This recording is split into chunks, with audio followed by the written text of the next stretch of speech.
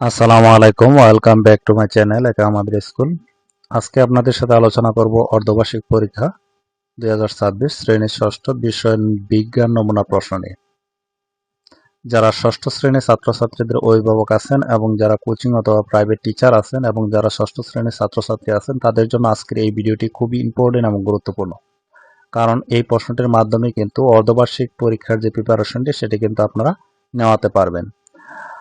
ষষ্ঠ শ্রেণীর অনেক কোচিং অথবা প্রাইভেট টিচার আছেন যারা এই প্রশ্নগুলোর মাধ্যমে অর্ধবার্ষিক পরীক্ষার যে প্রিপারেশনটি সেটি কিন্তু আপনারা সহজেই নিতে পারবেন। যদি এই প্রশ্নগুলোর পিডিএফ অথবা এমএস ওয়ার্ড ফাইলগুলো নিতে চান তাহলে আপনারা এখানে যে নাম্বারটা দেওয়া রয়েছে এটি হচ্ছে আমাদের হোয়াটসঅ্যাপ নাম্বার। এখানে যোগাযোগের মাধ্যমে কিন্তু আপনারা নিতে পারবেন। 6টি বিষয়ের প্রশ্ন আপনারা 190 টাকা খরচের মাধ্যমে আপনারা নিতে পারবেন। যারা নিতে চান তারা অবশ্যই কমেন্টে যোগাযোগ করবেন অথবা সরাসরি এই হোয়াটসঅ্যাপে যোগাযোগ করবেন। হোয়াটসঅ্যাপ নাম্বারে এসএমএস এ যোগাযোগ করবেন, কেউ ফোন দেবেন না। শুধু যারা নিতে চান তারাই শুধু এসএমএস করবেন যে আমি ষষ্ঠ শ্রেণীর প্রশ্ন সেটগুলো নিতে চাই। আপনারা কোচিং অথবা প্রাইভেটের নাম দিয়ে এখান থেকে সরাসরি পিডিএফ অথবা এমএস ওয়ার্ড ফাইলগুলো নিয়ে আপনাদের কোচিং অথবা প্রাইভেটে সরাসরি এই প্রশ্নগুলোর মাধ্যমে প্রিপারেশন নেওয়াতে পারবেন। আর যারা স্টুডেন্ট আছেন তারাও নিতে পারবেন, যারা অভিভাবক আছেন তারাও নিতে পারবেন। শুধু এই হোয়াটসঅ্যাপে এসএমএস এর মাধ্যমে নক দিবেন। শুধু লিখবেন যে অর্ধবার্ষিক পরীক্ষা ষষ্ঠ শ্রেণীর সকল বিষয়গুলো নিতে চাই। 190 টাকা খরচের মাধ্যমে নিতে পারবেন। যারা নিতে চান তারাই শুধু নক করবেন। প্রশ্নগুলো আপনারা দেখলেই বুঝতে পারবেন যে আসলে প্রশ্নটি কিরকম ইম্পর্টেন্ট এবং গুরুত্বপূর্ণ। এখানে কিন্তু এমসিকিউ রয়েছে 30টা। আমি এমসিকিউ গুলো আপনাদের সাথে শেয়ার করব না, কারণ শেয়ার করতে গেলে ভিডিওটি লং হয়ে যাবে। তার জন্য আমি সরাসরি আপনাদের সাথে এই প্রশ্নগুলো শেয়ার করতেছি, তাহলে বুঝতে পারবেন যে আসলে প্রশ্নগুলো কিরকম ইম্পর্টেন্ট এবং গুরুত্বপূর্ণ। এখানে দেখেন নিচে যে কোনো 10টি প্রশ্নের উত্তর দাও। 10-এর অধিক প্রশ্ন দেওয়া থাকবে, 10টি প্রশ্নের আনসার করতে হবে। যে মৌলিক একক কাকে বলে, এক সরোদিন কি, অভিযোজন কি বুঝিয়ে লেখো, সবিজয়ী জীব বলতে কি বুঝো, নিউক্লিয়াসের অবস্থান আলোচনা করো, কোষ ঝিল্লি বলতে কি বুঝো, কোষ কি ব্যাখ্যা করো, মরু উদ্ভিদের পাতা ছোট হয় কেন, বিটপ সম্পর্কে ধারণা দাও, একটি আদর্শ মূলের বিভিন্ন অংশ উল্লেখ করো, পৃথিবীতে কোন প্রাণীদের সংখ্যা সবচেয়ে বেশি, এদের দেহ কি কি অংশে বিভক্ত লিখো, মনেরা রাজ্যের দুটি বৈশিষ্ট্য লিখো, অমেরুদণ্ড প্রাণী কাকে বলে দুটি বৈশিষ্ট্য লিখো, স্থানীয় মূল কাকে বলে, পাতার দুটি সাধারণ কাজ লিখো।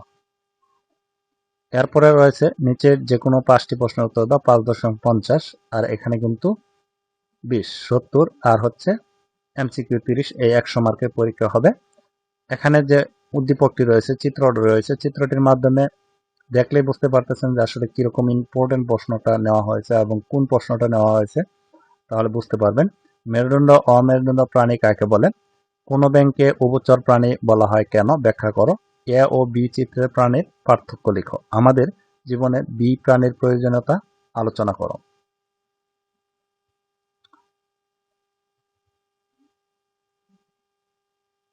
এরপরে 3 নংয়ের যে চিত্রটি রয়েছে এই চিত্রটির আলোকে সুপুষ্পক উদ্ভিদ কি, বি টপ বলতে কি বোঝায়, এ ও বি অংশের পার্থক্য মধ্যে পার্থক্যগুলো উল্লেখ করো, এ ও বি অংশের গুরুত্ব আলোচনা করো, হুসেন উদ্দিন সরকার একজন রপ্তানিকারক, এবছর তিনি বিদেশে 5 মেট্রিক টন পাট রপ্তানি করেন। তিনি ব্যবসা বাণিজ্যের ক্ষেত্রে পূর্বে এফপিএস পদ্ধতি ব্যবহার করলেও বর্তমানে এমকেএস পদ্ধতি ব্যবহার করেন। এই উদ্দীপকের আলোকে ক্যান্ডেলা কি, যৌগিক একক ব্যাখ্যা করো, এবছর হুসেন উদ্দিন সরকার কত কিলোমিটার পাট রপ্তানি করলেন। উদ্দীপকে উল্লিখিত পদ্ধতি দুটির মধ্যে কোনটি সুবিধাজনক, তোমার মতামত বিশ্লেষণ করো। এরপরে আরেকটি চিত্রের মাধ্যমে উদ্দীপক দেওয়া রয়েছে, এই উদ্দীপকের আলোকে সুপুষ্পক উদ্ভিদ কাকে বলে, ছত্রাককে কেন পরজীবী বলা হয়, উদ্দীপক এ ও বি জীবের পার্থক্য লিখো। এ চিহ্নিত উদ্ভিদটির অর্থনৈতিক গুরুত্ব আলোচনা করো। এরপর 6 নংয়ে রয়েছে, নীরব তার বাবার সাথে রমনা পার্কে বেড়াতে যায়, সে সেখানে উদ্ভিদের বিভিন্ন অংশ সম্পর্কে তার বাবার কাছ থেকে জানতে পারে। তার বাবা তাকে বলে উদ্ভিদের জন্য কাণ্ড ও পাতার গুরুত্ব অপরিসীম। মূলটুপি বা মূলত্র কাকে বলে। এরপরে বলা আছে উদ্ভিদের জন্য মূল কি কি কাজ করে ব্যাখ্যা করো। নীরবের বাবার বলা উদ্ভিদের দুটি অংশ আমরা কি কি কাজে ব্যবহার করে থাকি আলোচনা করো। ঘ নম্বরে হচ্ছে উদ্ভিদকে নীরবের ভাবার বলা দ্বিতীয় অঙ্গটি গাছে না থাকলে কি কি সমস্যা হতে পারে বলে তোমার মনে হয়, ব্যাখ্যা করো।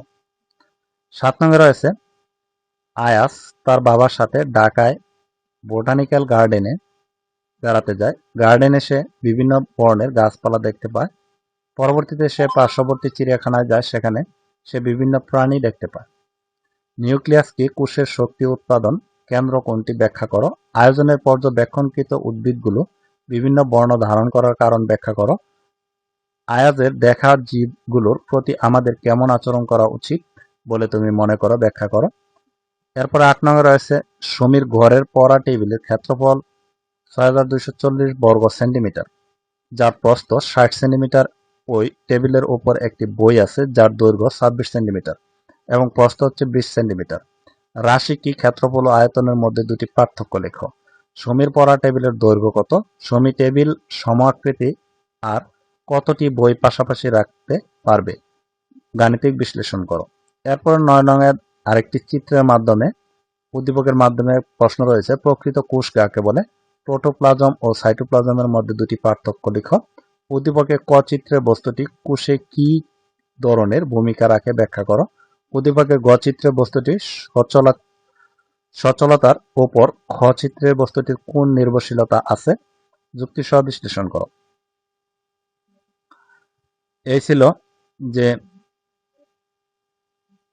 বিজ্ঞান যে ষষ্ঠ শ্রেণীর যে নমুনা প্রশ্নটি, সেটি আপনাদের সাথে শেয়ার করলাম। আশা করি এই ভিডিওটি আপনাদের অনেক উপকার আসবে। এখানে এমসিকিউ রয়েছে 30টা। প্রত্যেকটি বিষয়ের এমসিকিউ এবং সিকিউ রয়েছে। যারা এই প্রশ্নগুলো সকল প্রশ্নের পিডিএফ অথবা এমএস ওয়ার্ড ফাইলগুলো নিতে চান, 190 টাকা খরচের মাধ্যমে নিতে পারবেন। যারা নিতে চান তারা আমাদের এই হোয়াটসঅ্যাপ নাম্বারে যোগাযোগ করবেন। শুধু যারা নিতে চান তারা শুধু লিখবেন যে আমি ষষ্ঠ শ্রেণীর যে প্রশ্ন সেটগুলো আছে সেখানে প্রশ্ন সেটগুলো নিতে চাই, তাহলে আপনাদেরকে রিপ্লাই দেবে। আপনারা এই নাম্বারে হোয়াটসঅ্যাপ আছে, হোয়াটসঅ্যাপে আপনারা যোগাযোগ করবেন। 190 টাকা খরচের মাধ্যমে নিতে পারবেন। যারা নিতে চান তারা অবশ্যই যোগাযোগ করবেন। আর ভিডিওটি ভালো লাগলে অবশ্যই একটি লাইক দেবেন। আমি সকল বিষয়ের প্রশ্নই আপনাদের সাথে শেয়ার করব। সেই প্রশ্নগুলো এই ভিডিওর আই বাটন অথবা প্লে লিস্টে আপনারা পেয়ে যাবেন। ভিডিওটি ভালো লাগলে অবশ্যই একটি লাইক দিবেন এবং কমেন্টে আপনার মতামত জানাবেন এবং আপনাদের পরিচিত যারা আছে তাদেরকে এই ভিডিওগুলো শেয়ার করবেন, যাতে তারাও এই ভিডিওগুলো দেখে উপকৃত হয়। আজকের মতো ভিডিওটি এ পর্যন্তই। ভালো থাকবেন, সুস্থ থাকবেন। আল্লাহ হাফেজ।